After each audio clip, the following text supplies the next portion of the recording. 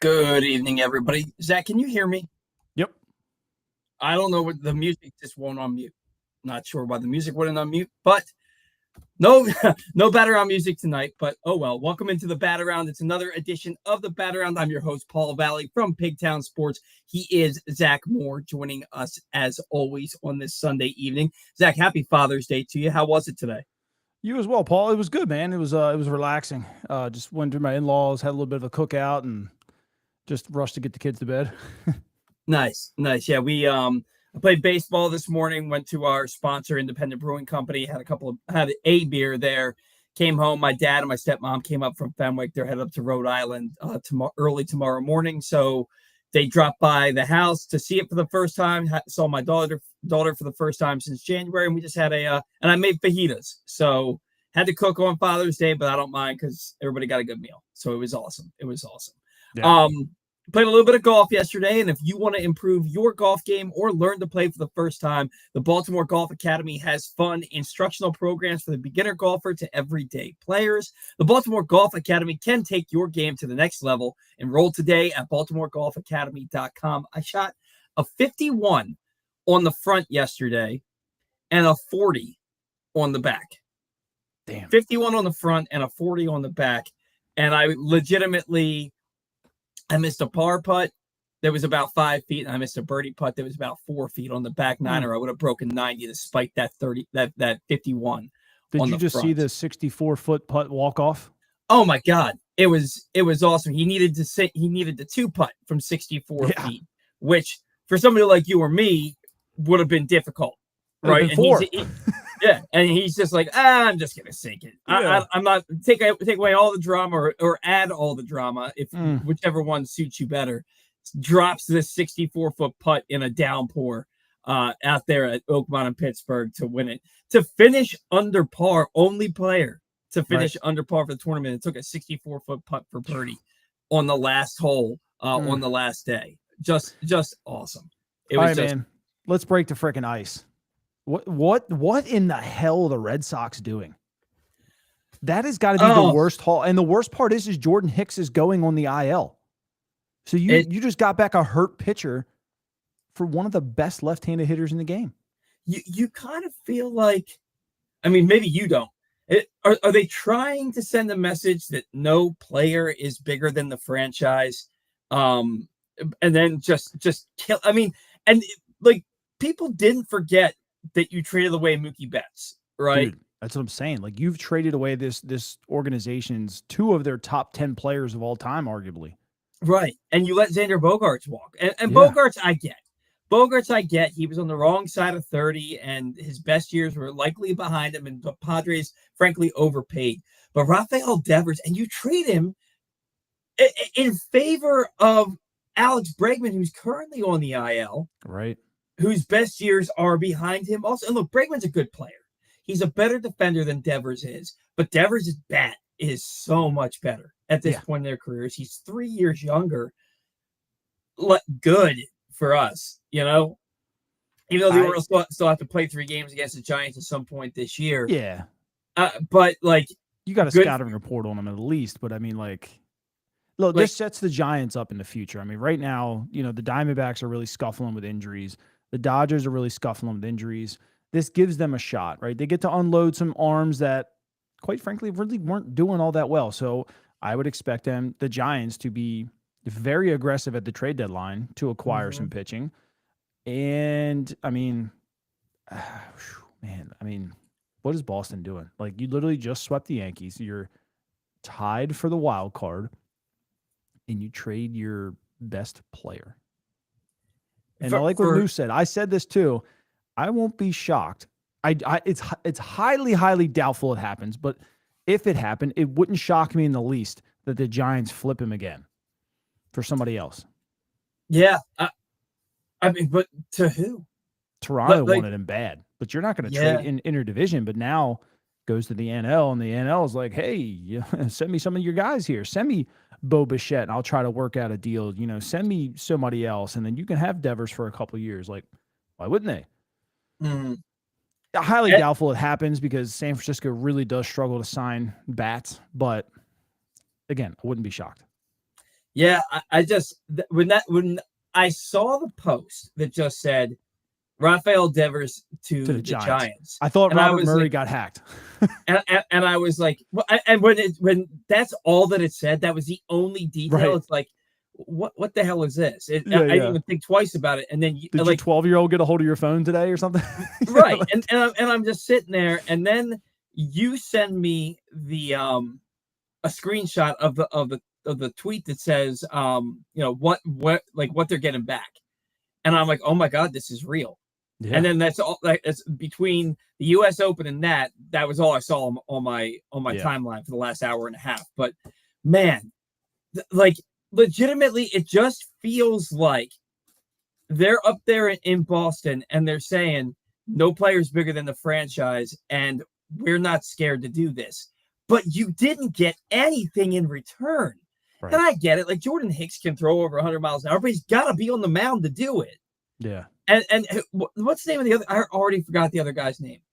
But he has Harrison, 4.56 ERA each of the last 2 years, 4.16 a year before that. Like you got like a middling, you got like Dean Kramer back. Yeah, his comp is Andrew Heaney. Like they say that's his ceiling. That's his ceiling. Yeah. That's his ceiling. Yeah. I hate Andrew Heaney. Look, I understand they take on $300 million, but like you got to get something. Okay, cool. You got their fourth best prospect. Like you didn't even ask for Bryce Eldridge. Right. Like what are we doing? And again, if Jordan Hicks is healthy, it's okay. You know, how long did it take Jordan Hicks to figure it out? Okay. You know what I mean? But it's like you got somebody, but like the Red Sox don't really have anybody in their rotation that scares you anyway, except for Garrett Crochet. And like you didn't get anybody that you can confidently pair with Crochet. And Brian Bayo, he's supposed to be that dude, but he's not. I think that dude's a head case. Man, this looks really bad. Especially, last year they made a run at things and they didn't get there, but they made a solid run at things, right? This year you're expecting them to be better, and it took them forever to bring up Roman Anthony. Tristan Casas is hurt again. He's out for the year. Now you're trading away Rafael Devers. Alex Bregman is out. He's still on the IL, right? Yeah. And it's like, are you waving the white flag right now? Or like if Tarek Skubal didn't exist, you've got the front runner for Cy Young in your rotation, and you're just waving the white flag. Yeah, I really don't. That's what it feels like. It feels like they're trying to send a message, and they're saying this ain't the year, boys. Yeah. Like otherwise, it makes no sense to me. But it's funny that look, Jared Cannabis he's a big dude. He's huge on Twitter and he's huge following, whatever. But he could be joking, but I've seen him multiple times just say like, this isn't the year. Like throw in the towel, give up. And I'm like, dude, you're 2 games out of the wild card, and here we are 9. And I'm like, the Orioles are making the playoffs. I'm pounding the table about it. And like, I don't know, just I guess maybe they just see things differently. Like I look at a good roster down here, and that 9-game deficit didn't bother me. And then I guess he looks at his roster and he's like, 2 games, we're done. I don't know. I don't know the difference. That's the difference in being a Red Sox fan and having seen 4 World Series championships in the last 20 years, and in being a Baltimore Orioles fan and trying to grasp at anything to give you hope that it ain't over. Yeah. And look, the Orioles are doing us a big favor in helping us feel like it ain't over, because they're playing some damn good baseball right now. I mean, you're talking about a team that, what was it, May 23rd? They were 18 games under 500. Mm-hmm. Now, 3 weeks later, they're 10 games under 500 and 6 games out of a wild card spot. They currently have the 3rd best record in baseball in June at 8-4. Well, now 9-4. So depending on the end of today's game, they could be tied for the 2nd best record in baseball. It's they kept saying it for a while. It's a long season, and it is. And you keep playing this kind of baseball, and all of a sudden you're going to be right back at 500, and everybody's going to be like, "Where did the Orioles come from?" Mm-hmm. And except for Zach Moore, who never lost hope. The roster is too talented, and the AL is it's abysmal. Look, the Angels just got swept and didn't lose a single bit of ground in the wild card. They're still 2.5 games out after being swept. Mm-hmm. Like the AL is that bad that we're 5.5 games out now. We're right there. when I checked right before the show, they're 6 games out, and the Angels are 3 games out. Okay, so another game must have finished. Yeah, but like if it's the Angels are the third wild card and the Orioles are the 4th team, but they have the same record, it's actually the Orioles because the Orioles have won, even though the Angels right now are ahead of them. The Orioles actually have that half game tiebreaker because they won the season series. You know, they lost. They went 5-1 against the Angels. And look, let's break this down a little bit, right? Because the Orioles go out to the West Coast, so they play a good Mariners team. That when the Orioles got out there, the Mariners were in first place in the AL West, and the AL West ain't no joke, right? And like when the season started, you said that you thought the Rangers were one of the best teams in baseball. Yeah, and the best team in the AL. The Astros are the Astros. They're going to be there. You know, the Athletics are better than people give them credit for, but the Mariners were the team that was leading that division.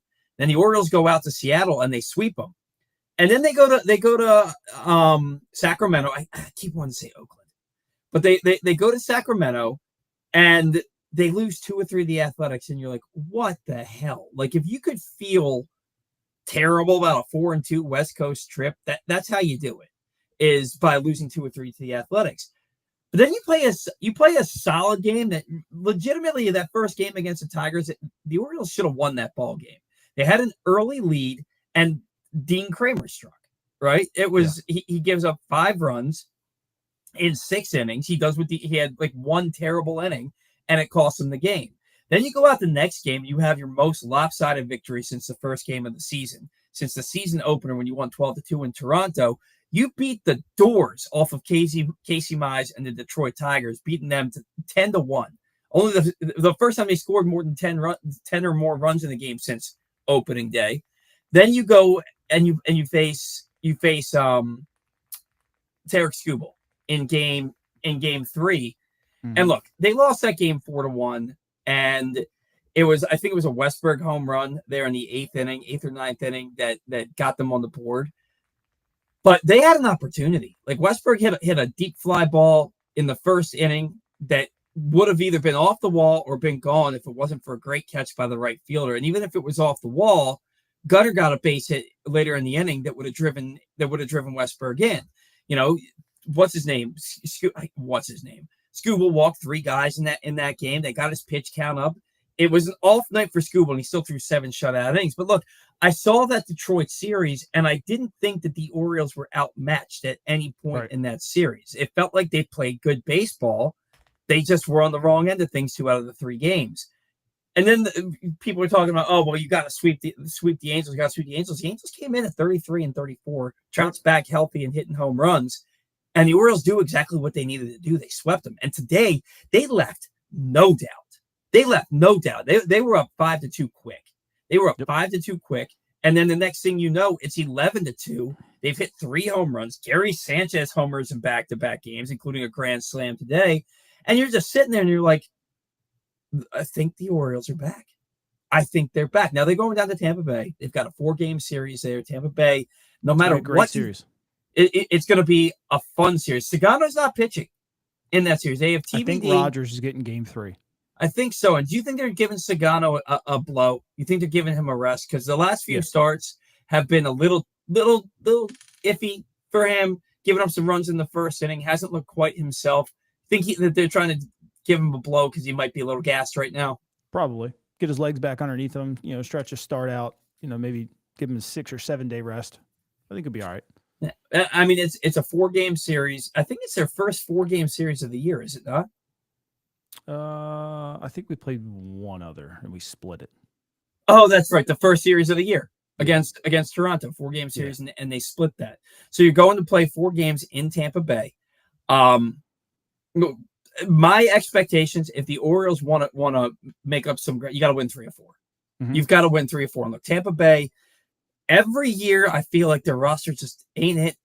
And every year they're winning close to 90 games. They're making themselves. Remember I said I thought they were a playoff team this year? Mm-hmm. That's just what they do. Right now, they're leading the wild card race in the AL. And they're doing it without McClanahan because he's hurt again. I forget one of the other pitchers is hurt Rasmussen, too. Jeffrey Springs. Did they trade Springs? I feel like they traded one of those guys. I think they traded Jeffrey Springs. I think it was Jeffrey Springs. But look, this is a winnable series. This is a winnable series, and it's a team directly in front of you in the division, directly in front of you in the wild card. You go down there, you win 3 out of 4 against Tampa Bay, and people around baseball are going to be talking about the Baltimore Orioles again. I mean, listen, it's not like they're going to a minor league park in Sacramento that they've never played before. This is Yankees spring training facility, so they're comfortable playing down there, right? So it's not like they're going to a brand new place and they got to learn the wall and stuff. No, they've been there, and even the backups have played a lot of spring training games there. So that shouldn't be an excuse. I give them maybe a 5% excuse in Sacramento, but that don't hold here. So they're gonna have to go out and play good ball.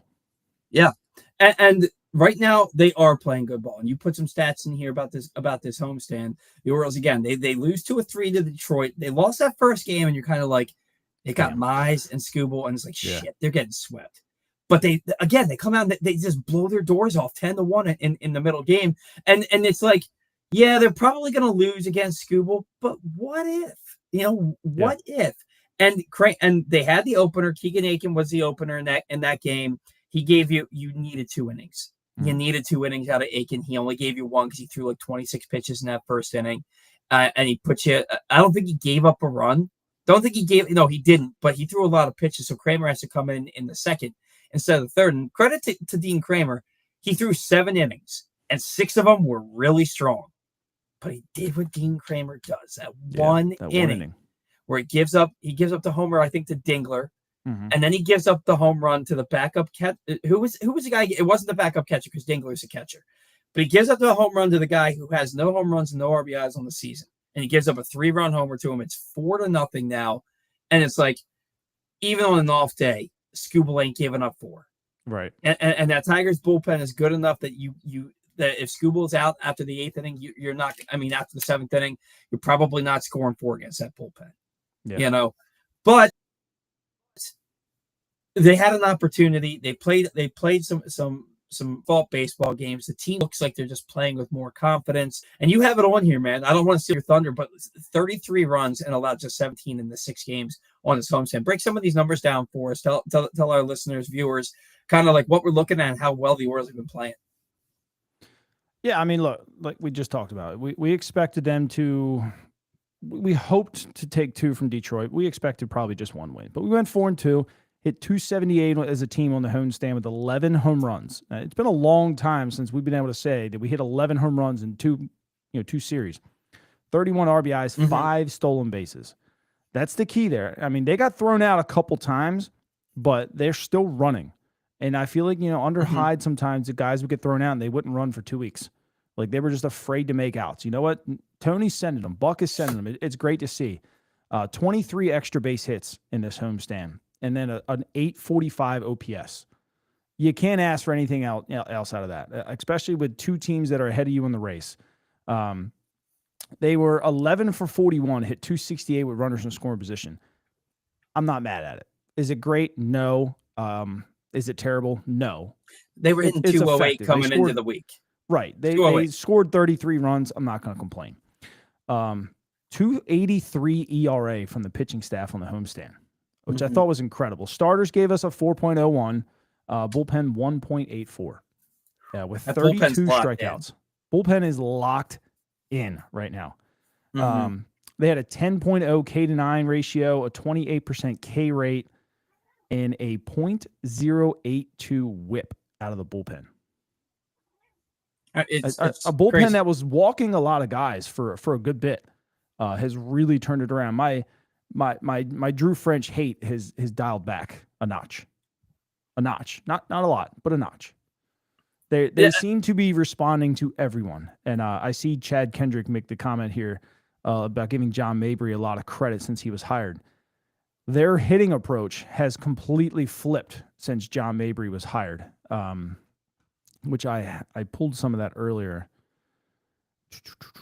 Where was it? Oh, yeah. So coming into today's game, they had swung at 149 of 284 pitches in the month of June. I'd give June 1st Mabry's first real test. I know he was there that one Sunday and then they had a day off, whatever. They've hit 65 foul balls, 21 hits. They're hitting coming into today's game, hitting 438. They were the best in the league. 29 balls in play, 34 whiffs. second most home runs on the first pitch with 5. So that was what you and I talked about with Mabry. He's a early in the count hitter. He wanted people to jump on it. He wants you to stay in the middle of the field. And so far, it is working. Yeah, I don't think that it's a coincidence that Mabry got here and the offense has kind of started to turn it around and start getting more hits with runners in scoring position, putting more bats on balls. You see him far, and it's not something that you notice one game to the next, but it's something that you notice over time, that they're consistently taking better at bats. And you're not just seeing this team suddenly they're behind 0-2 and they're taking strike 3 right down the middle. The approach has just been that much better.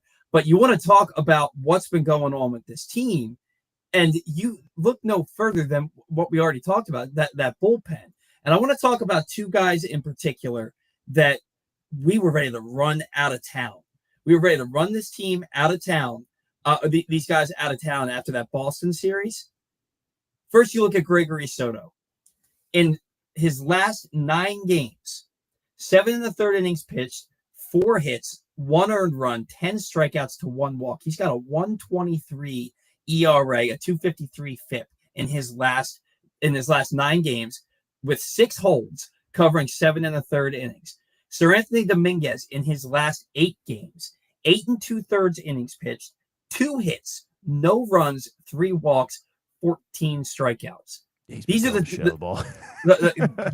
2 guys that we're sitting there and we're just like they're the reason that 19-5 happened against Boston. But 19-5 happened, and then that's when the Orioles turned it around. They were like, like we that's 24-2, and then 19-5 happening in the same season. We cannot allow this to continue. And it was like a switch flipped for everybody on the team at that point. So the bullpen and those 2 guys, because those 2 guys, they earned high leverage situations, started to lose them, and now they've earned them right back again. Them and Brian Baker have been just throwing the piss out of the ball. Absolutely. Brian Baker has given up 1 earned run this month in 7 outings. 1 earned run. And it was the only earned run. His last 15 appearances, he's only given up, how many runs is that? 5. 5 earned runs in his last 15 appearances, with 21 strikeouts in 14 innings. Yeah. And and I didn't like the guy. Look, I'm not even going to say, that we didn't. We didn't like the guy. He had given us nothing to hang our hat on whatsoever, and we were just waiting for Brian Baker to come back. But the ball's moving still. Again, knock on wood, Brian Baker might make an all-star team. Yeah, you're looking at guys like Brian Baker, Sir Anthony Dominguez, Gregory Soto, who, if you had told me at the beginning of the year, those 3 guys would be being talked about in the positive light on June 15th, I wouldn't have believed you, because I would have thought they all have electric arms, but they all don't know where the damn ball is going, and they give up way too many home runs. But here they are leading a resurgent Orioles bullpen, and that bullpen's resurgent because the starting pitching is that much better. And Let me ask you a weird question. Sure. This is going to come off questions. I don't even know how to ask this, but did everything get better when Tim Cossins walked out the door? He was the bullpen coach, right? He was the catcher's coach. Like, maybe Tim coached me, and I loved Tim. But at what point does a coincidence become not a coincidence? Well, I think that you have to look at this team on the whole. You have to look at this team on the whole and say, well, Brandon Hyde's gone. They're playing their best baseball of the year. They're rejuvenated. Tony Manzolino, for all the weird things that he says and the fact that he calls runs points, there's something about him that just resonates with this team. Yeah. He's, by the way, he's only 42 years old. Mm-hmm. Yeah, he looks about 70. Yeah, he is barely 2 years older than me. Like, actually, he's not. He's just under 3 years older than me. But even still, it's weird to me that he's only 42 years old. Somebody brought that to my attention the other day. But there's something about him that's just almost likable, almost like a all shucks like type of thing. You know what I'm talking about? Yeah. Like you almost feel like this guy has no clue what he's doing, And I kind of love it about him because he's just like, whatever, I wasn't ready for this, but let's go, you know? And then, and he just trusts his guys to go out and play baseball. And he trusts his starting pitchers, and the starting pitchers ERA. I don't think it's a coincidence that Brandon Hyde's gone and the pitchers look better. You know, because team ERA, remember how bad it was? Mm-hmm. They're up to 18th now with a 4.09 since Brandon Hyde was let go. Yeah. What's the record since Hyde was let go? They've got to be 8 or 9 around games. 500, I think. I think it's even better than that. Let me see. Orioles record since. I'm just going to look at his the 15 managerial page. Yeah. They're 15-11 since Brandon Hyde was let go. Chad Kendrick just sent me a text. Do you follow that account Rasball? Maybe. I'm not sure. Okay, so he just tweeted out, Mookie Betts, Rafael Devers, Chris Sale have netted Vaughn Grisham, Alex Verdugo, Connor Wong, Jeter Downs, Jordan Hicks, and Kyle Harrison.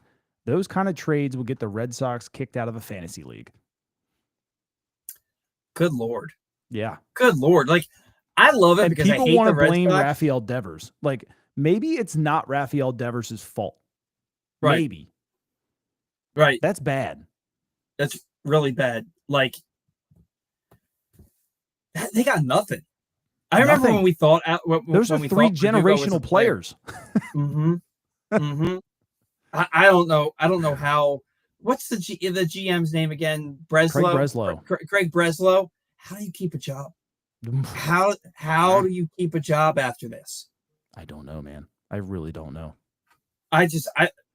It's amazing to me what this team has given up. I mean, in 2018, you're looking at the Red Sox, and they've got Mookie Betts, they've got Chris Sale, they've got Rafael Devers, and you're like, and they win 108 games, they win a World Series, and you're sitting there and you're like, this team is going to be unstoppable. They're going to be unstoppable for years. And then they immediately trade Mookie Betts, and now Sale's gone, and now Devers is gone, and you're just looking at this team, and the fact that we're looking at the loss of Tristan Casas as a blow for this team should tell you everything you need to know about the Boston Red Sox, because Tristan Casas ain't shit. No, he's a decent hitter, but he's decent, you know? Yeah, but he's decent. He's not going to carry you like Rafael Devers would. No, but like, we're acting like if you watch the Netflix series and then like you see what like the fact that Casas got hurt again this year, like you would think that they were losing Vladdy by the way that they were reacting to Casas being gone.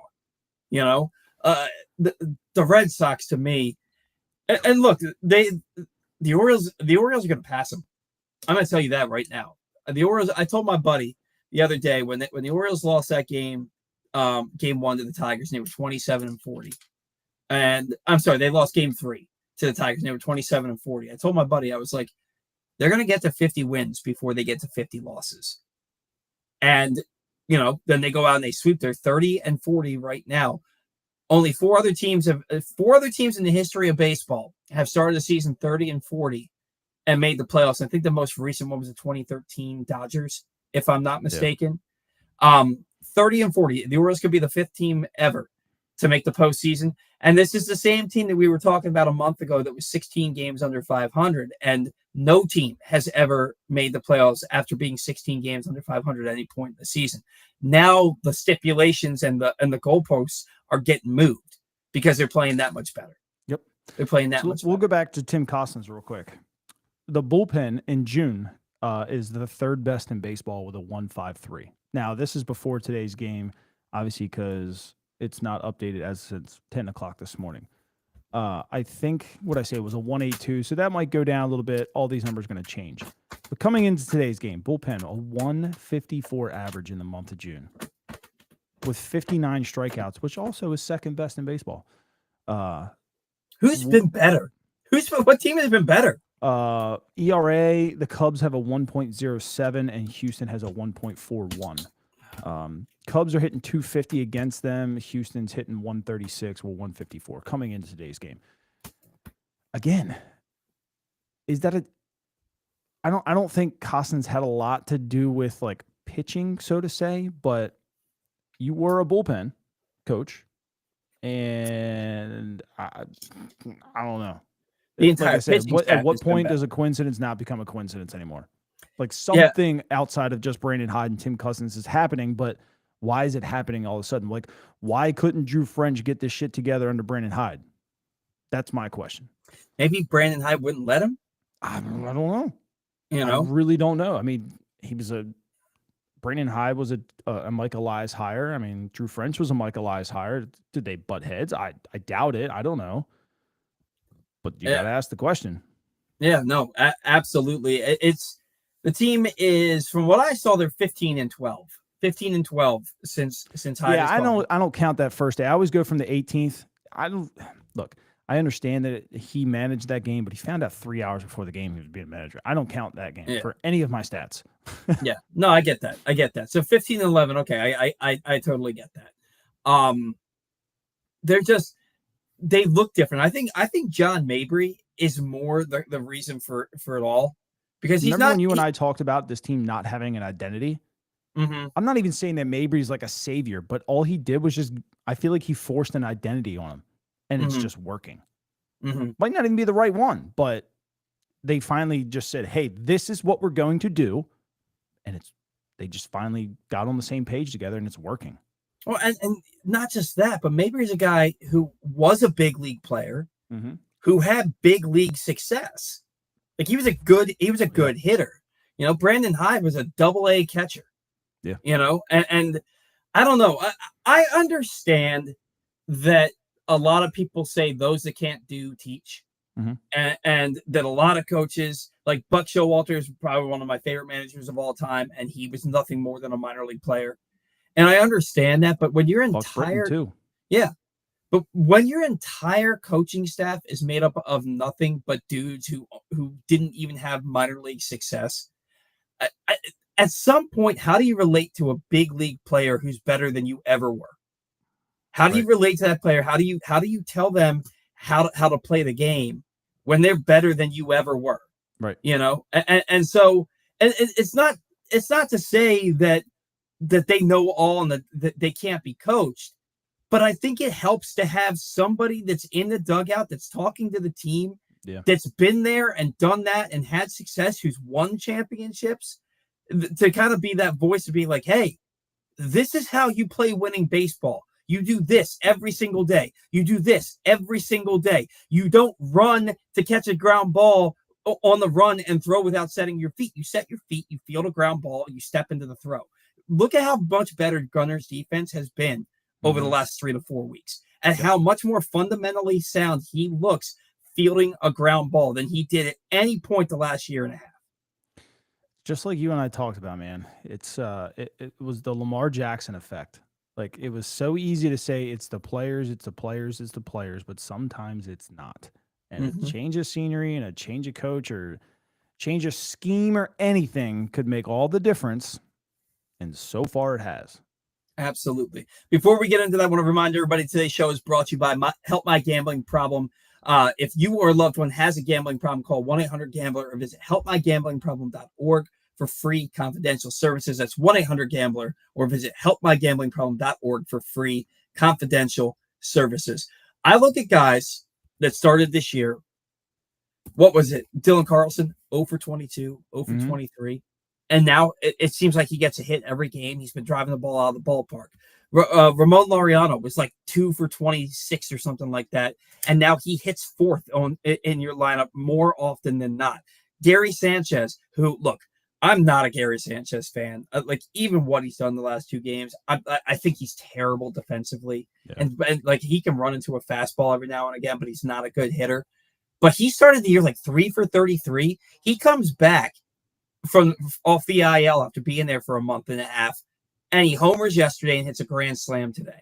You know, you look at a lot of these guys. Get consistent playing time, you know, being on rehab. So that does help, because it is hard to kind of come off the bench every couple days and hit. Like, I'll give them flowers. It is hard, but he's been a backup for the last 3 or 4 years. He's used to this. And 3 for 33, he knew that wasn't cutting. And he's hit a couple of home runs that have really helped this ball club the last 2 games. I mean, yesterday, that's the difference in the game, right? They won 6-5. Westburg comes back, and Westburg had himself a week. He Yeah. had himself a week. 3 home runs, 8 RBI this week. He looks like the all-star from last year. And you figure, he had the hamstring injury, kept him on the IL for over a month. Yeah. He has that injury, but he was also dealing with the lower back all spring training and then into the season. You could tell that he just was not playing comfortable in his body. And resting that hamstring also allowed him to rest the rest of his body. And you saw him today on that ground ball on his first at bat to the third baseman. It got booted, flew over the shortstop's head, and he legs out. It technically isn't a hit, but he legs out a double essentially on a ball that got 20 feet out of the infield. And look how hard he was running, coming off a hamstring injury. Right. That dude's 100% healthy. That dude's 100% healthy, and you're seeing Jordan Westburg. Look, and then you get Mullins back. Mullins has 5 hits since returning on Tuesday, and he homered yesterday. The guys are coming back. They're getting healthy. They're rejoining a team that's playing really confident baseball, and it's rubbing off on each other. Yep. These guys are playing with a confidence we haven't seen all year. How much of that, in your opinion, is Tony Manzolino, and how much of that is it the players being like, this ain't good enough and just stepping up? It has to be both. I find it hard that one guy made that big of a difference in Brandon Hyde going to Manzolino. Could it have? Maybe. I mean, maybe some of the rumors were true that the guys really just didn't like Brandon Hyde. They're playing right now to prove that true. That's all I'll say about that. They're playing that way. But I just think his upbeat mentality, and they feed off of that. I mean, what else? When you're down in the dumps and you got a guy continually telling you like, "Hey, this is possible. I've got confidence in you," and then he allows you to start playing every day. He allows you to go a little bit longer. You start building your confidence in yourself. You're not on the mound at 4 2/3 of an inning, looking down or looking behind you and saying, "Damn, 4 2/3. I'm at 80 pitches. Here comes Brandon." And then it's in your mind. I got to make this pitch. I got to do this, or I got to get a hit here because I'm probably going to get pinch hit for with a lefty coming out of the pen. No, these guys get to play baseball now. And Tony's leaving everything out of their mind to just, hey, go play baseball. A lot of that could be John Mabry too, because he's a guy that's been there. And we all know when you get inside your own head in baseball, things go south quick, especially if you start overthinking in the box, on the mound, anything. So I give it to both of them. But I do think that Manzolino plays a fairly large role in all this. He's just keeping it simple, and there's no overthinking anywhere on the field. It's just, let's go play baseball. Let's go do what got us here. Right. Well, and you've been hearing, like Adley for 5 months hit about 200 with a 600 OPS from the beginning of July, basically the last week of June through the end of May of this year. Adley was hitting about 200 with like a 600 OPS. 366 with a 998 OPS in June. I've been hearing a lot of different guys say, I credit the hitting coaches. How much of this is a John Mabry effect? How much of this is a hitting coaches? And how much of it is Brandon Hyde getting out of the way? And again, I'm not trying to beat a dead horse here. It's just, I was screaming from a mountaintop for 3 seasons to fire Brandon Hyde. And I don't think it's a coincidence that they fire him and they're playing their best baseball since last June. They're playing their best baseball in a year, and it's immediately following the guy getting out of town, and it's immediately following bringing in John Mabry. And you look at Adley. Was it the hitting coaches that told Adley to stop that late kick and that little toe tap that he was doing, or was it Mabry who came in and was like, "Hey, this is what I'm seeing"? I don't know. I really don't. But why don't you gotta think it's Mabry, because it's been very recent, Yeah, it's been very recent. And Kobe Mayo getting the chance to play every day at the big league level. 3 doubles his last 6 games. He had his first multi-hit game on Saturday. He's going to play a lot. He's going to play a lot because we know it's 8 to 12 week injury for Ryan Mountcastle. How do you feel about Kobe Mayo? What do you expect out of him over the next 2 to 3 months? Is this a guy who you think can work his way up into the middle of the Orioles lineup like we envisioned the last couple of seasons, seeing what he was doing in the minors? If he starts hitting, he's hitting the hell of the ball right now. Yeah, sure, he's still hitting under 200, but the ball is literally jumping off the bat. Mm-hmm. and he's putting good swings on the ball. He's a little bit more confident. The good eye is there. Still has that. The hitch isn't as bad. It's still there, but it's definitely redefined a little bit, and it's allowing him to get to that up and in fastball a little bit better. He's definitely hitting the mistakes now where he wasn't prior. You know, the balls in the middle, that 92-mile-an-hour ball that kind of floats in the middle, he foul straight back. Like now he's driving that for a double. So if he continues to do this, at what point do you? I don't know. I really don't know, because I feel like they do prioritize defense a little bit. They've shown time after time and time after again they love Mountcastle, and I think they're going to keep giving him spots. And if Kobe's really going to have to pick it up defensively, and if he does, I think he stays. You keep hitting the ball hard. I mean, they saw it with Laureano. They're not afraid to move you up to where it matters, right? And you start driving in some runs. Throw him up there. I don't care. It's just going to come down to his defense if he's going to stay or not. Stay all year. You know what I loved to see today? Westburg in the leadoff spot against the lefty. Oh, by the way, it's the first time the Orioles have won back-to-back games against the left-handed starter since May of 2024. Right? They put that little bug up on the screen today. But Westburg leading off, 2 hits, a walk, 3 runs. Ramon Arias batting second, 2 hits, 2 runs, 2 RBIs. Henderson hitting third, 2 hits, a walk, 2 runs. Like the 3 guys at the top of your order are doing what they're supposed to. Ramon Arias should be playing every single day, and they're finding ways to get him in there. They're absolutely finding ways to get him in there because he puts the bat on the ball, and it's a guy. And when he's going to right field, and he's hit a couple of home runs this past week, and he pulled them to left field. But Ramon Arias just hits line drives to right field like it's his job. I mean, it is his job, but he just hits line drives to right field. And he's a guy, when he comes up with a guy in scoring position, is there somebody you trust more than Arias to either get that guy over or get him in? Against a right-handed pitcher, probably Ryan O'Hearn, but that'd be just about it. Right. O'Hearn went in a little slump there himself. I think he was something like 7 for 37. Yeah. At one point after the average went up to 340. But guys go through slumps. I'm not gonna get mad at him for that. Guys go through slumps. But so I just got sent a text. I want to hear your thoughts on it. Okay. This is from an account on Twitter that has less than 500 followers. It says, been told that Grayson Rodriguez will most likely be out the entire season and will probably get surgery done.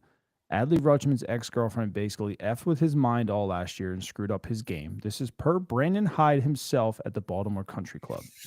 This was sent at 4:51 today. Do you think Brandon Hyde's even still here after a month hanging out in Baltimore? No. Me either. No, he lives in Sarasota. He's home spending time with his family. That's what I would think. Grayson Rodriguez they literally just interviewed him the other day, and he said he will pitch this year. And he said he'll pitch in the second half. Do I believe that Adley's ex has effed with his mind? Absolutely. We've all been broken up with, man. We know what that's like. You know what I mean? But do I think that Brandon Hyde is spending time at the Baltimore Country Club telling people, anybody that wants to listen, that Adley's girlfriend screwed him up and that Grayson's having surgery? Like, there's not a chance that that's true. Right. Like, that is less believable than that off-season article that we were all talking about that none of us really bought into. Yeah. You know the one. Like, that's less believable than that. And that was a pretty unbelievable article. It kind of looked like it might be true after a month and a half this year. But I digress. Don't believe any of it, especially the Grayson stuff, because it was literally this week that Grayson was like, I'm throwing. I feel good. My arm has felt good for a while. Don't know what happened with the lap, but I feel good, and I will pitch this year. And he's hoping to pitch after the All-Star break. You know, he wouldn't say that prior. Yeah, and if they were get any timetable prior, and if he was supposed to have surgery, why wouldn't he have already had it?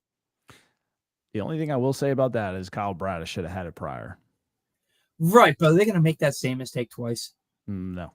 Not with a guy that you have control over for the next 5 years now. Yeah, you're not making that mistake twice. Because I don't think, because it was a triceps thing. It wasn't an elbow issue, right? It wasn't. They weren't talking about his UCL. They were talking about a straight tricep. He apparently, did you see the rest of that? He said he never had a tricep or elbow injury. It's always been the lat. Really? which is just that whole it's all too weird because he was on Foul Ball Talk and said it was a tricep injury too. The story's changed a little bit. I don't know. It's weird. Well, and so here's what I know about how all that stuff's connected, right? So I would have pain in the front of my shoulder right here, right? And I went to go see a physical therapist. Anytime I threw, it was so uncomfortable, right? Mm-hmm. And I thought that I had a partially torn rotator cuff. And he's like, no. He's like, 75% of people have some kind of slight tear in the rotator cuff. He's like, you have nothing. You're structurally sound. He was like, but the muscle under your scapula is weaker than the rest of your arm. And he's like, and that has to do with the front of that impacts the front of your shoulder, impacts your bicep, impacts your tricep, impacts your chest, where the chest connects to the shoulder. And so like he's working on all this stuff, told me all these stretches. And so now my arm doesn't hurt nearly as much as it used to. All of that shit's connected, so if he's having that lat issue, that's going up to his scapula, going up into his shoulder, affecting his biceps, affecting his triceps. So maybe when they did infrared technology or whatever, the spot that was heated up the most was a tricep. So they said it's a tricep injury. And then he got that second opinion. The doctor was like, this has nothing to do with your tricep. It's all your lat. And your lat's super weak. You got to do this to build it up and get stability in there. And for all we know, that's exactly what happened. Maybe that's what that second opinion was, because they kept telling him, it's your tricep. He's like, dude, my tricep feels fine. I've never had a tricep issue. It's not my tricep. Right. For possible. For all we know. But, look, this team keeps playing the ball that they're playing. You get a healthy Grayson Rodriguez to make 13 starts in the second half. You get Kyle Bradish back to make 8 to 10 starts in August and September. And then you have Tyler Wells. Those bullpens. Yeah. They said he should be going on a rehab. I think they said by the mid-July, I think. Yeah. They said that he's been throwing bullpens, and his next step is facing live hitters, and they'll be going on a rehab. Like all three of those guys, you're getting back at various points. You know who else we're forgetting about? Suarez? Yeah. See, but I don't know, man. I am more inclined to think. I think Suarez is a good pen arm, though. I think so. I think he could be. Here's the thing. But the other thing is when they updated about a month ago, they said that they had no timetable for him. He wasn't even throwing yet. Like he was playing catch, and I've been wrong in the past. I thought that Ryan O'Hearn after 2023 was a flash in the pan. I thought that he was just one of those guys, because we've seen it so many times, whether it was Luis Matos or Gary Matthews Jr. or Alejandro De Aza or Jimmy Paredes. We've seen it so many times in Baltimore where a guy gets hot and it's like, oh man, this dude looks like he's going to be a player for this team for a long time. And then the next season, he's garbage. Yeah. I thought that was going to happen to O'Hearn. And I've been wrong. He's put up 3 solid seasons for the Orioles. I look at a guy like Suarez and my mind immediately thinks flash in the pan. But if he gets healthy and comes back and he pitches like he was nails for the Orioles down the stretch after Rodriguez got hurt last year, he comes back and he's pitching the way that he pitched last year. This team is that much better. You get him, and that's the other thing with how well this bullpen has been. Like, who's the odd man out at this point? Well, you don't have to sit there and swing around with Matt Bowman and stuff like that, and you don't have to make those waiver claims. Now Tyler Wells has options, so if he comes out and pitches a little bit, gets a little bit tired. Okay, let's option him down. Let's bring up so-and-so. Or, Grayson has options. If he makes a start, okay, now we can send Grayson down because he just made a start, and now we can pull up another bullpen arm, which might be Suarez or something like that for 4 games or whatever magic they can do to manipulate the roster. It's they having Wells in there with a couple options really helps them. Mainly, it's just getting rid of that swing guy like Scott Blewett. You don't have to sit here and keep DFAing guys and claiming the next guy and DFAing and claiming. Like, I understand it's how you got to get through a season with a bullpen, but you don't if you have guys with options. Well, and the other thing that it helps with is you look at what the Orioles have done 2 of their last 4 games with the opener. Keegan Aiken was the opener on whatever the hell day that was. What was that? Wednesday? Thursday against the Tigers, he was the opener. And then today, Scott Blewett wants everyone to know that his last name is Blewett. He's not a pitcher whose last name is Blewett. Yeah. But they opened with him. How much more confident do you feel when your opener is Albert Suarez or Tyler Wells?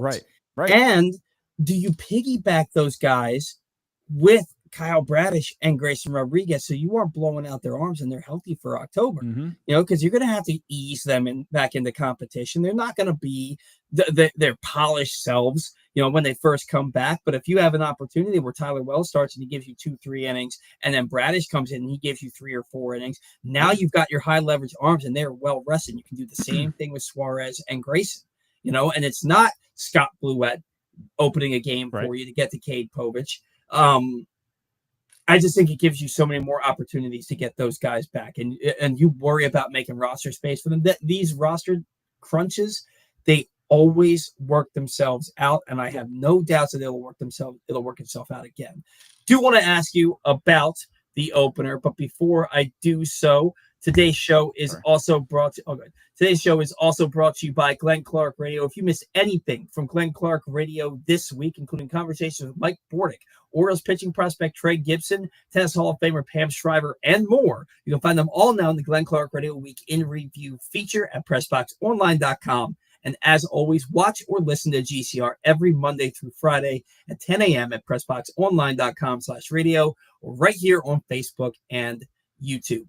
Wanted to ask you, what is your thoughts of the Orioles using openers? Because I looked at it with having Keegan Aiken open against Skubal, and I'm like, all right, like they don't care about Keegan Aiken. The Tigers aren't going to adjust things because Keegan Aiken's on the mound just because they don't hit lefties particularly well. They'll just do their regular lineup and wait for Dean Kramer to come in, which is essentially what they did. But then you think about the fact that, like, with a guy like Cade Povich today, he really only gets to a lineup once or twice before he starts to implode. You have Bluett come in, he gives up both runs, and then Povich goes 3 2/3. Didn't really work on Thursday. Seemed to work today. I've never been a fan of the opener, but it can work if you do it correctly. What are your thoughts on the Orioles using openers 2 of their last 4 games?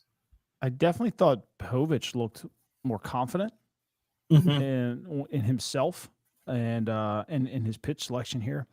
Excuse me. I've never understood it whatsoever. Today I was like, okay, are they maybe like looking at Povich as a bullpen arm, like seeing how he reacts coming out?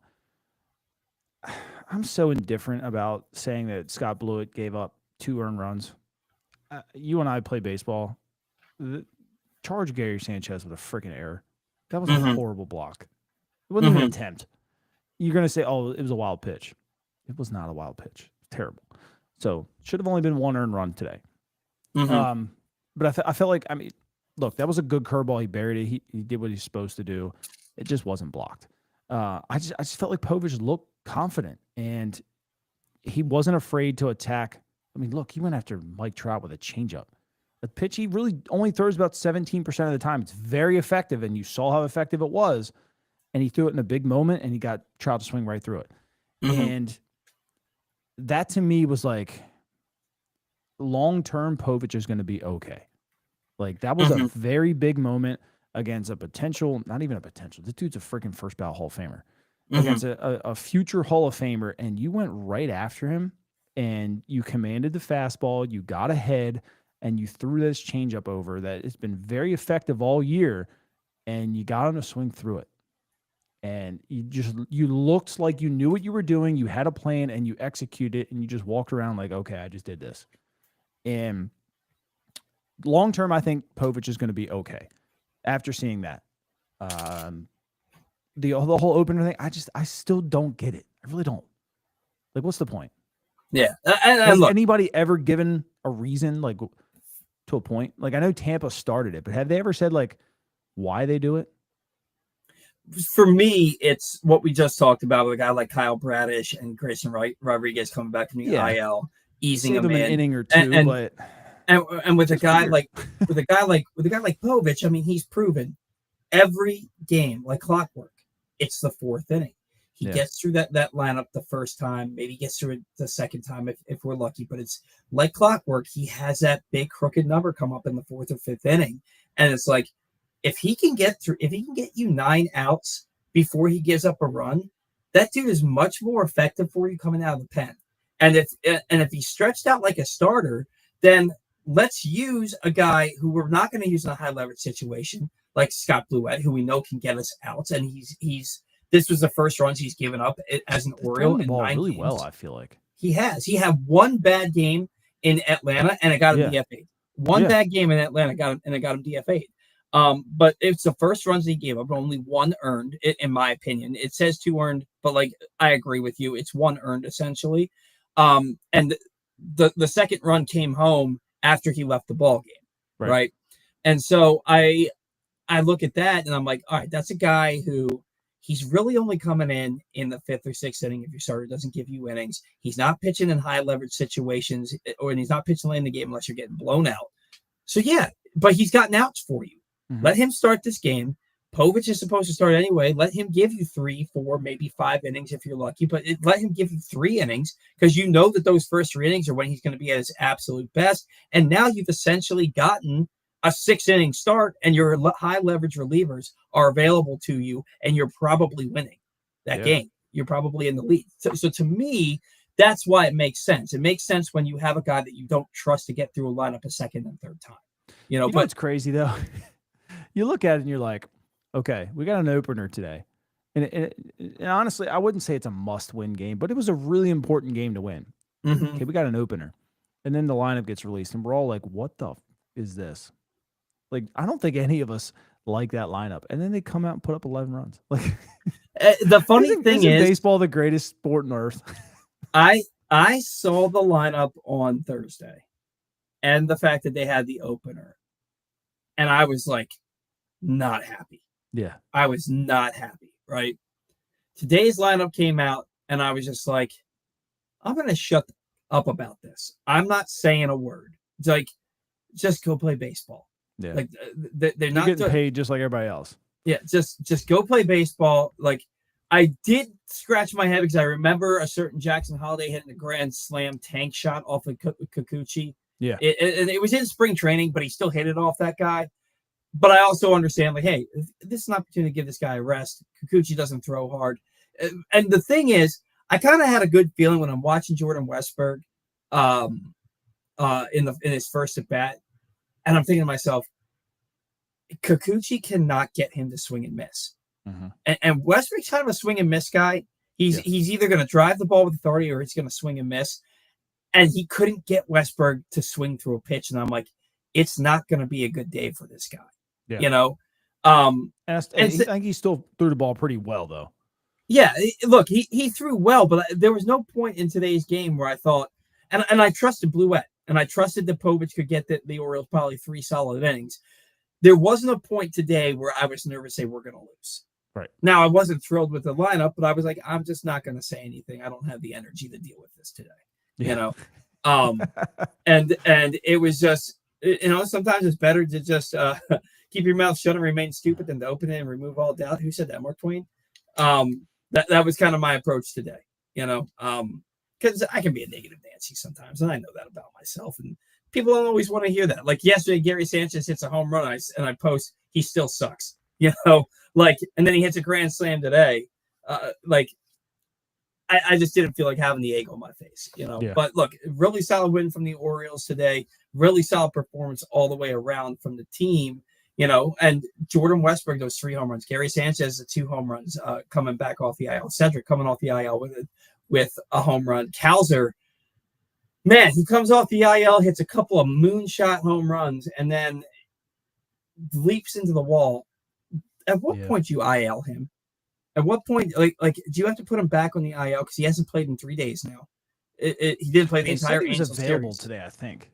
They said that all 3 games. They also said about Kerstad last year too. Yeah, and Kerstad went back down. It was kind of like the writing was on the wall when these guys were coming back that Kerstad was going to head out. Yeah. How do you feel about Kerstad, man? Like, do you think that he's ever going to put it together and become a quality big leaguer? I do. And I've said this a couple times, even with Mayo. I think these guys are good hitters. I've always been afraid to let them go elsewhere because I feel like someone else is going to fix them. And I don't think another team would allow the high leg kick. I don't think another team would allow Kobe's, that little herky-jerky with his hands. I feel like the right organization would see that and just say, I can fix that so easily, and then they take off. Heston's age is putting him behind. Excuse me. It's becoming now or never. I still think he's got it in him. I do. But at 26 years old, was it 27 in February, I think. At what point does Dylan Beavers hop him? Because Beavers is on fire. And he's on 23 or something like that. You know, Fabian's got a lot of swing and miss to his game, but he's an outstanding defensive outfielder, and he still has a lot of pop too. You know, Bradfield is hitting. He's not that far away. Like, at what point does Kjerstad fall 2 or 3 down in the pecking order at 27 years old next year? And did they just give him the whole week off? Because he went down. So this is what happens. And people kind of made a little bit of a stink about this, but I can promise you John Raby said, this is not good. I want you to work on this. I want you to work on this and this.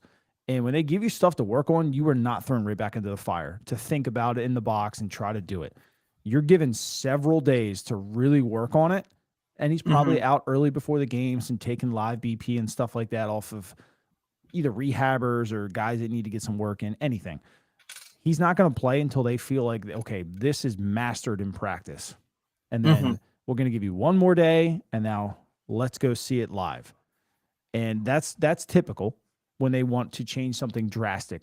And what I mean by drastic is I really think they're cutting that leg kick out because the hands are fast enough. And I feel like the problem for him is pitch recognition.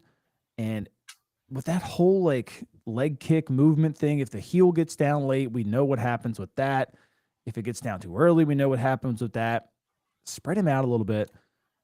Eliminate a lot of that, just like Jackson Holiday, and just let him just look at the ball and use his hands and something like that. It's not easy, and it will take days. It wouldn't shock me to see him have a full week off. Yeah, I mean, I think Cedric came back on Tuesday, and leave it to Jorge Mateo. The injury creeps up after they DFA Emmanuel Rivera, and so they have to call it Vasquez and IL Mateo. But he got sent. Kjerstad got sent back down on Tuesday. The series, the week of games is over. They don't play tomorrow, and Kjerstad did not play one game. Yeah. At the minor league level this week. So I believe what you're saying is accurate. You've been there. You've done that. You've seen guys go through this. You know what I mean? So I look at it and I say, I think Zach's right. They probably were like, hey, you got to do all this stuff. Get down there, work on that. You'll play starting next week. Yeah. Take the rest of the week off from game action. Because look, if they cut the leg kick out, probably like I think they're doing, it ain't easy. It's not easy to figure all that out and just say, hey, go out there and try it out there, bud. Like, no, that's just a confidence killer. So they're going to get him to a point where he starts to feel natural and he starts to feel a little bit confident in himself, and then he'll see some game action. Yeah. And I look, I've never played at any level that you've played, but I have played baseball my whole life. And like 2 years ago, I developed a leg kick because I know I have power and I was trying to generate more power. And I got into this bad habit where my foot was getting down late and I was behind everything. And when it wasn't getting down late, I was lunging at everything. And it took me like I started doing this back in October and I still haven't mastered it, where instead of doing a leg kick, I'm bringing my foot back and getting a step instead of a leg kick. And it's hard. When I do my practice swings, I still have that leg kick. It is really, and I play once a week. It is really hard to get rid of something like that. And unless you're like, who is somebody that's a big leaguer that just had a ton of success with a high leg kick? Like, I think it was like Bo Bichette. I mean, so even Harper got rid of his. The only one I would say that I would even consider high is like Mike Trout, maybe. Yeah. And his isn't really high, so to say. I can't think of a high one. God, his swing is just so short into the baseball, though. It is. Like his swing to me, it's when you look at the way Mike Trout swings, it's not like you think of a Griffey swing. You're like, oh my God, that swing's so pretty, and that swing looks so long and so loopy, and he just knew how to swing, how to meet the barrels of the ball. Mike Trout, his hands are just so fast, and that swing is just so short. It almost looks choppy, and yet he squares everything up. Yeah. Like, why does he still play the field at all? If you're the Angels, how that dude can hit 50 home runs every year if he wants to, but you keep trotting him out to center field and right field, and he has an injury every year. And like, these are supposed to be his prime years, and now his best days are behind him because he keeps playing the outfield. He has to, just like Tyler O'Neill. Tyler O'Neill and Mike Trout should never be put in the outfield ever again unless it's an emergency. Yeah. How are these guys not full-time DHs at this point? Wow. Who knows? Yeah. Everybody if you're else feeling is smarter than us, right? Yeah, well, and then everybody thinks that we think we're smarter than them, right? And that's just how it goes. If you're feeling sluggish, unfocused, or not like yourself, it could be low testosterone. At Game Day Men's Health, they specialize in testosterone replacement therapy to help men boost energy, improve mood, and regain confidence. Our treatments, including testosterone cypionate, are safe, natural, and tailored to fit your lifestyle with weekly injections or pellet therapy. So call Game Day Men's Health in Owings Mills at 443-264-4454 or visit GameDayMen'sHealth.com for more information. Tyler O'Neill. He's on the IL. He's out there, does his rehab stint, comes back. He's not having a good year for the Orioles. Two home runs in 30 games, something like that. Goes back on the IL, starts a rehab assignment at the same time that Cedric Mullins did, or was supposed to. And now he's got shoulder soreness, and he's not playing again. Is this one of the worst signings that the Orioles could have possibly? Because you and I talked about it in the offseason, and we liked the O'Neill signing. We liked what he does historically against left-handed pitching. We like the fact that when he plays 100 games, he's going to drop 30 home runs. And yet here we are. It's June 15th. He's got 30 games under his belt, and he's hit 2 home runs. Was this, with hindsight being 2020, just an awful, awful signing by the Orioles, or do you think that he can get back and still turn this thing around and be a formidable bat in the middle of their lineup? I mean, career shows that he can still be a formidable bat. It just got to get back at this point.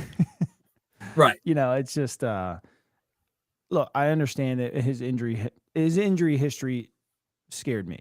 But I've always said, if you got him to a point where he just stopped working out so hard, and you would probably keep him healthy. The problem is what are they doing? Like, I'm not saying that they're probably still allowing him to do this, but something is still hurting him. And I don't know what it is. I still think we've seen all these guys come back and be better. I still think Tyler can come back and perform at a level that our contract expectation said that he could. And I'm not worried about that once he gets here. It's just getting here. I don't know. I wouldn't say it's the worst of all time yet because it is only a couple months so far. If he comes back and goes on a heater, we probably won't even talk about this again. It's just he's got to get back. 24 games, 93 plate appearances. He's 15 for 80, 3 doubles, 1 triple, which is surprising, 2 home runs, and one of them came on the opening day. Yeah, we saw early on what he's capable of, and then he started getting nicked up, and that's why I still, because that's just what he's done in his career. He's that kind of hitter when he's healthy. You just got to keep him healthy. So it's on us, flat out. It's on the Orioles to keep him healthy because he's valuable. He is valuable, and we're still not out of the woods against left-handed pitching. He's still a guy who can come in and really help you bang the ball hard against lefties. He's still going to help this team this year at some point. And if it's, we don't get him back till mid-July, but then, that second half, he just goes on a tear, we're not going to talk about it. Yeah. Look, if he comes back and from July through the end of the year hits 15 home runs, drives in 40, and gives you that presence in the middle of your order that they are still, Ramon Laureano is hitting cleanup for this team more often than not. You just put Tyler in a 5-hole. Yeah, like it doesn't hurt you whatsoever. Like, look, the team is really starting to gel. They scored 17 runs in back-to-back games combined. It's their most over a 2-game stretch at any point this season. The bats are starting to come around. If you get a healthy Tyler O'Neill back, then sometime in August or September, you get it'll probably be August, I'd imagine. You would get a healthy Ryan Mountcastle back. When you saw Ryan Mountcastle come back off the IL last year for a period, he was tearing the cover off the ball, hitting like 360 for a solid month. There's pieces that could come back at some point, but they got to get healthy first. For Tyler O'Neill, that's the biggest bugaboo of his entire career. When he's on the field, he helps you, but he's barely on the field. So it's just an issue that he's got to deal with, and the Orioles have got to figure out, hey, is he working out too hard? Can we afford to put him in the outfield anymore? They've got to figure out what they're going to do, because look, you're not giving that guy $17 million a year to spend 3/4 of the season on the IL. You just can't. Can't. So, today's show brought to you by County Sports Zone. Find every score from every high school sporting event all year long at countysports.zone. Proudly sponsored by your local Toyota dealer and by a Toyota.com. Oh my gosh, I had something I wanted to talk about and I completely forgot. So we'll do take the rake while I try to remember this. Zach, you took Adley Rutschman last week. Did not have a bad week. He went 5 for 17, a double, an RBI, 3 walks, 3 Ks. I took Jordan Westburg, who went scorched earth this week. 6 for 19, a double, 3 home runs, 8 RBI, 2 walks, 4 Ks. If Adley got 2 more bats, he probably could have gotten 1 more hit, but he didn't play today. I think the 3 home runs and the 8 RBI puts me over the top. So I think I'm the winner of this one. So I'm going to go back to the well here. And I think that Gunnar Henderson's bat has quietly come alive. Yep. It hasn't come alive in the sense where he's driving the ball out of the ballpark, but I think that's coming. I'm taking Gunnar Henderson to go on a heater this week. Probably, I say he's going to hit at least 2 home runs between Tampa Bay and Texas. I think he's going to hit at least 2 home runs, kind of get back and remind everybody he's the best player on the team. Yeah. Who are you taking?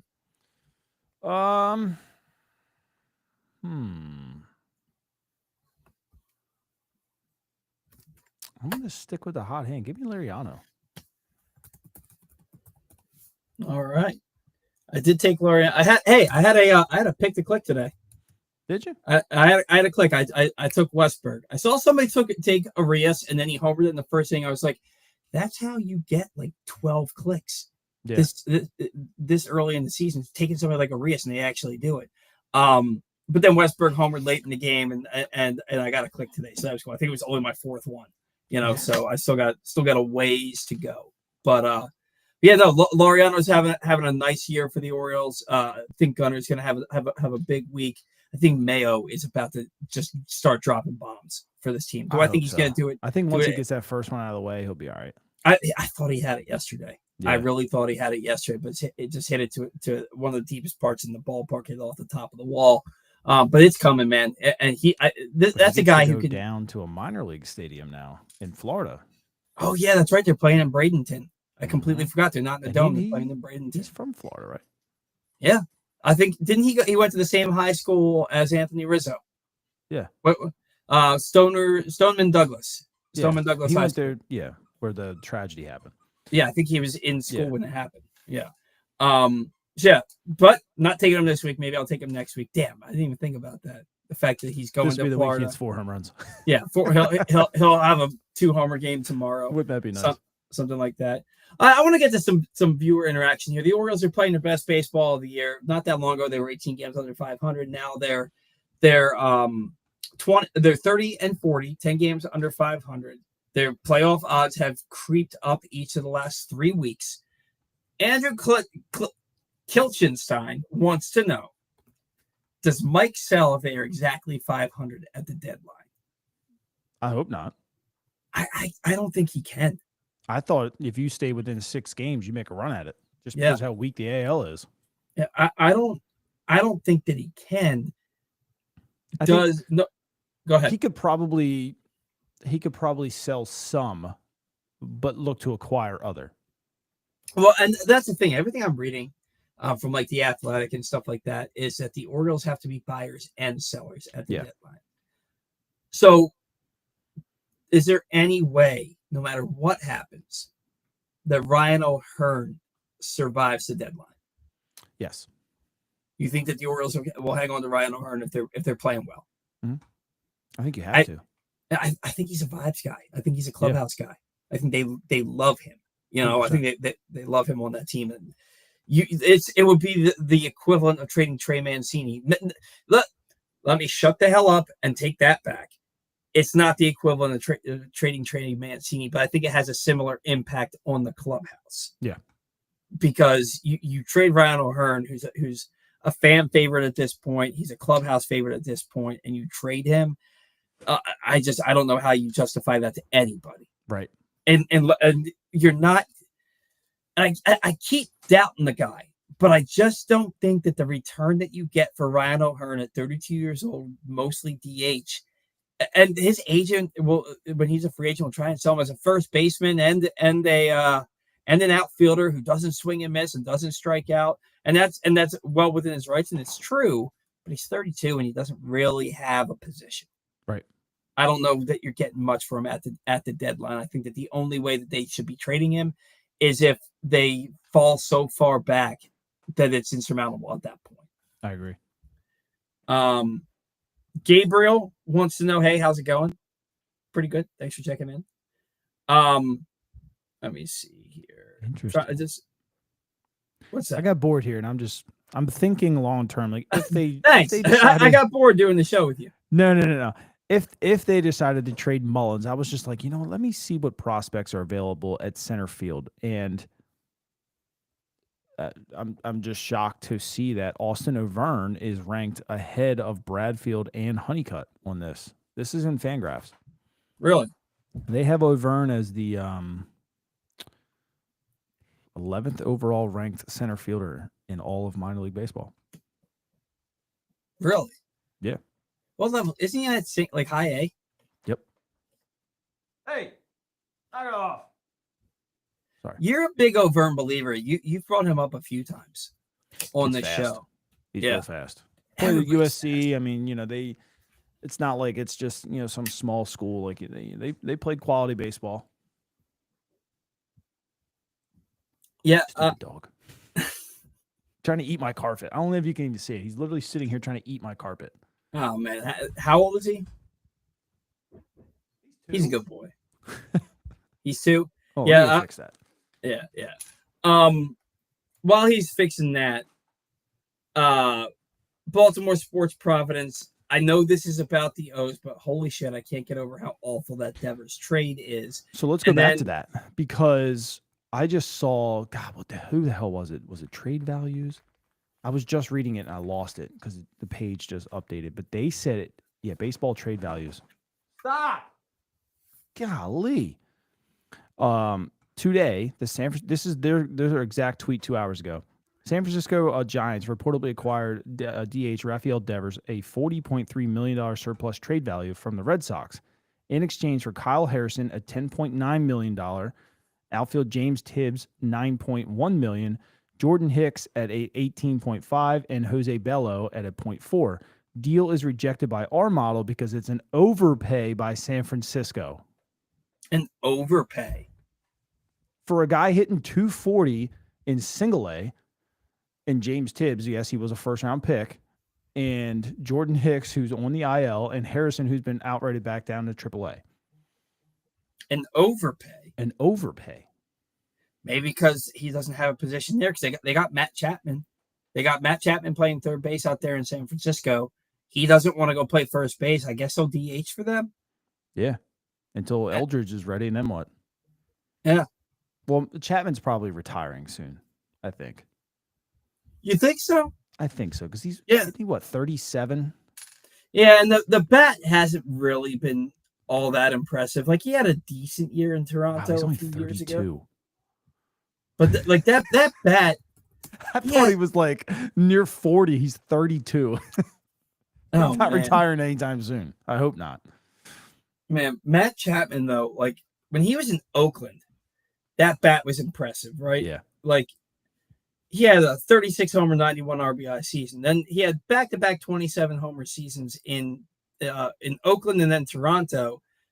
And then he had another 27 homer season for San Francisco last year. But the guy doesn't even hit 250. His own base capabilities aren't great. It's hard. Yeah. I don't know. I mean, he's having a solid year for them this year. He's got an OPS north of 800. OPS plus is second highest of his career at this point at 134. 12 home runs. He's having a good year. Yeah, Devers isn't going to play third base for them. That's for sure. I don't know, man. It's crazy to hear like how blasted that trade got. It's interesting to hear that somebody thinks it's an overpay. Right. Birdland Sports wants to know, is this the new curse of the Bambino? Hey, Pooch. What a sweet dog. That's so cute. Yeah, like right. He's a little alien. I don't know. I think that's pretty adorable, man. He just needs attention. He's just giving you Father's Day lovins.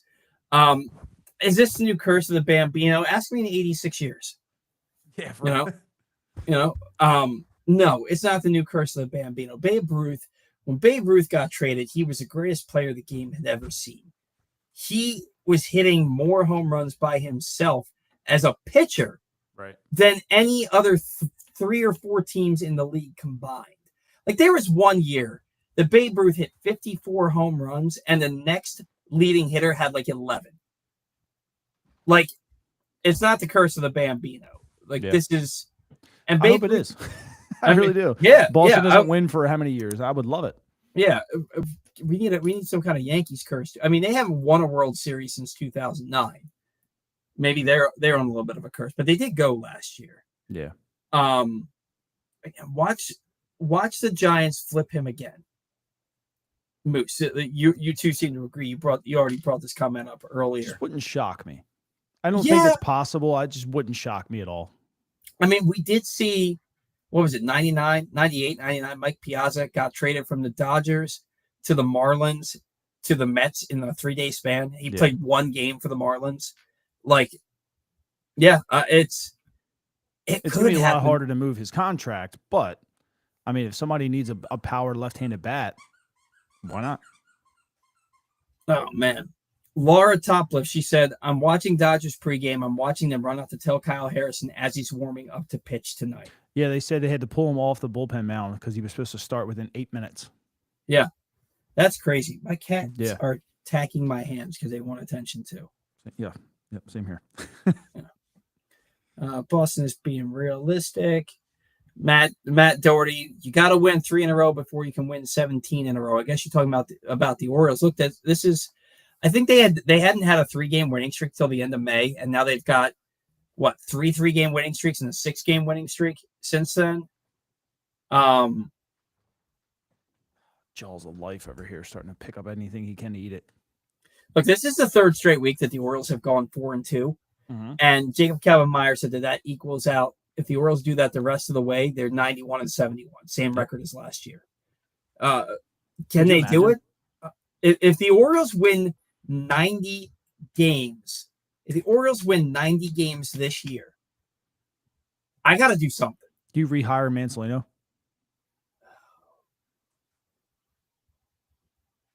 I don't know. That's a big turnaround. He's manager of the year. Yeah. I don't know how he's not manager of the year if they end up winning 90 games. I don't know, man. I don't think you can. I don't think you can. Your dog's a nut. I just see a silhouette of his ears in the background. And it looks like he's got a chip. Was that around his neck? Or was it in his mouth? He was trying to eat a medal that my daughter left on the corner of the couch. I was like, I couldn't tell if that was around his neck or if it was in his mouth. Hey. It's so funny, man. I think he's got to pee. He just looks like Batman. Let me go let him out real quick. Oh, here. You know what? It's 9:54. Let's just close the show out. All right. Let's just close this show out. Today's show brought to you by the latest edition of Press Box Print. Let me make sure that we don't have a new one coming up because I feel like it's a brand new edition of Press Box. Hits newsstands this Tuesday. On the cover, we profile Baltimore's first ever basketball Hall of Famer, speaking to the people who knew Carmelo Anthony best about how his Baltimore upbringing shaped his legendary career. Also inside Bo Smoke profiles Ravens second-round pick Mike Green, and our annual summer travel section shows you the sports events and activities your family should check out all summer long. You can find a new issue all throughout the region, including at 60 Royal Farm stores, and you can read it all at PressBoxOnline.com. Zach, is there anything that you want to say or do before we get out of here? I don't think so. Yeah? I don't think so. predictions for this coming road trip. They're going to Tampa Bay for 4 and Texas for 3. What are your thoughts on the road trip? I look 4 and 3 is successful. 5 and 2 puts you on the map. So if you want to do this, go put yourself on the map. Yeah, go 5 and 2 this week, and this team's playing with the confidence to go do something like that. 5 and 2 would be a hell of a week. I think we'll all take 4 and 3 because that means that you're splitting one series and you're winning another. What do you think 5 and 2 puts them wild card wise? 4 out? Well, right now there's 6 out. Tampa Bay's you're not thinking about Tampa Bay until you get into a wild card spot. Tampa Bay's first, but you can knock them down a peg or two. Texas is in front of you. How far Texas is? I mean, you're 6 out right now, and if you let's say they sweep Texas, right? I don't know if that's possible, but I mean anything is possible. Yeah, 39 and 32. Texas is 36 and 36. We're 30 and 40. So you win, you go 5 and 2, and you're sitting at 35 and 42. I think 4 out would be pretty comfortable. Yeah, I mean, Texas and Kansas City are both in front of you. They play each other for 3 games while you're in Tampa Bay. And Kansas City's under 500, which is surprising. Like, they were like the field. They just got swept by the Athletics. Yeah. I mean, I'd say 4 out, maybe 3. Maybe 3 out if you go, depending on how Kansas City could be pissed. They could be pissed. Oh, it's Rays and Yankees. Is it Yankees? Rays and Yankees, those 3 games?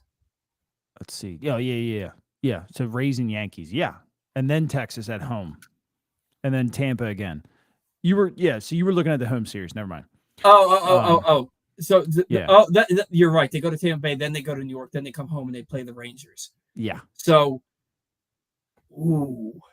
playing the Rays and the Yankees. 5 and 2. You find a way. You go 5. You have to. You have to. You want people to start taking you seriously again. You go 5 and 2, and everybody in baseball is talking about the Baltimore Orioles. Yeah, I think you. And then you come home against Texas and Tampa and go 4 and 2 there. Now they're going to slip up eventually. So I would say that home series they probably go maybe 3 and 3.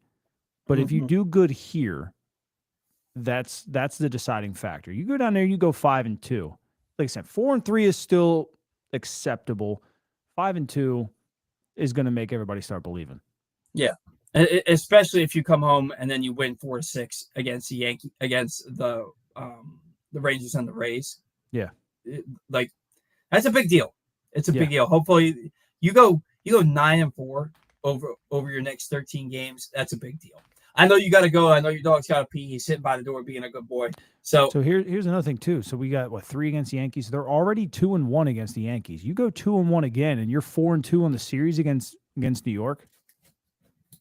Another momentum builder, right? Yeah, I mean, you're looking at you're 12.5 out of the division.